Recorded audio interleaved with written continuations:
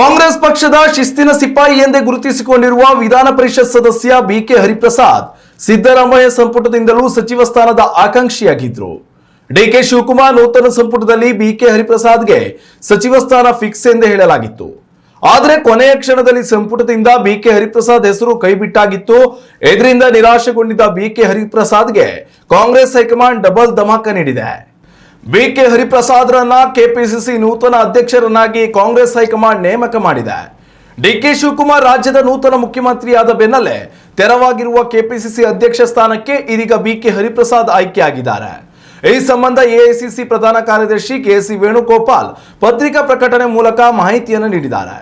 ಇದರ ಜೊತೆಯಲ್ಲಿ ಮತ್ತೊಂದು ಗುಡ್ ನ್ಯೂಸ್ ಕೂಡ ಬಿಕೆ ಹರಿಪ್ರಸಾದ್ಗೆ ಒಲಿದು ಬಂದಿದೆ. ವಿಧಾನ ಪರಿಷತ್ ಪ್ರವೇಶಕ್ಕೆ ಮತ್ತೊಮ್ಮೆ ದಾರಿ ಮಾಡಿಕೊಟ್ಟಿರುವ ಕಾಂಗ್ರೆಸ್ ಹೈಕಮಾಂಡ್ ಅವರಿಗೆ ಪಕ್ಷದಿಂದ ಎಂಎಲ್ಸಿ ಟಿಕೆಟ್ ಕೂಡ ಘೋಷಣೆ ಮಾಡಿದೆ. ಇನ್ನು ಡಿಕೆ ಶಿವಕುಮಾರ್ ರಾಜೀನಾಮೆ ಬಳಿಕ ಕೆಪಿಸಿಸಿ ಅಧ್ಯಕ್ಷ ಸ್ಥಾನ ಪಡೆಯಲು ಸತೀಶ್ ಜಾರಕಿಹೊಳಿ ಶತಾಯಗತಾಯ ಪ್ರಯತ್ನ ಮಾಡಿದ್ರು.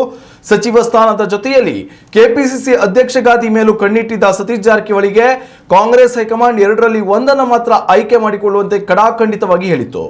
ಹೀಗಾಗಿ ಸತೀಶ್ ಜಾರಕಿಹೊಳಿ ಬೇರೆ ವಿಧಿ ಇಲ್ಲದೆ ಸಚಿವ ಸ್ಥಾನವನ್ನು ಮಾತ್ರ ಆಯ್ಕೆ ಮಾಡಿಕೊಂಡಿದ್ದಾರೆ ಎನ್ನಲಾಗಿದೆ. ಇದಾದ ಬಳಿಕ ಕಾಂಗ್ರೆಸ್ ಹೈಕಮಾಂಡ್ ಬಿಕೆ ಹರಿಪ್ರಸಾದ್ರ ಬೇಸರ ತಣಿಸಲು ಎರಡೆರಡು ಗಿಫ್ಟ್ಗಳನ್ನು ನೀಡಿದೆ. ಉತ್ತಮ ಸಂಸ್ಕಾರಯುತ ಶಿಕ್ಷಣದೊಂದಿಗೆ VSS English medium CBSE school Udupi Muddur.